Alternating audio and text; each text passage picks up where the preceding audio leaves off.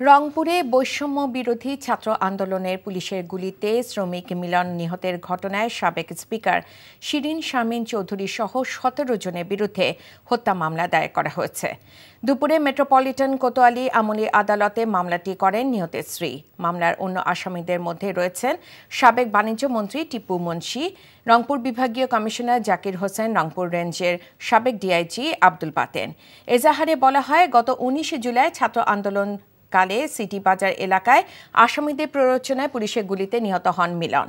অন্যদিকে খুলনা ৪ আসনের সাবেক সংসদ সদস্য আব্দুল সালাম মুর্শেদীকে প্রধান আসামি করে ৬৮ জন আওয়ামী লীগ নেতাকর্মীর নামে দিঘলিয়া থানায় মামলা করেছেন বিএনপির এক কর্মী। এতে উল্লেখ করা হয়, ২০২২ সালে ২৫ আগস্ট দিঘলিয়া ফেরিঘাট এলাকায় বিএনপি নেতা আজিজুল বারী হেলালের গাড়িবহরে সাবেক সংসদ সদস্য আব্দুল সালাম মুর্শেদীর নেতৃত্বে গুলি করা হয়। এ সময় কুপিয়ে জখম করা হয় বিএনপির কয়েকজন নেতাকর্মীকে।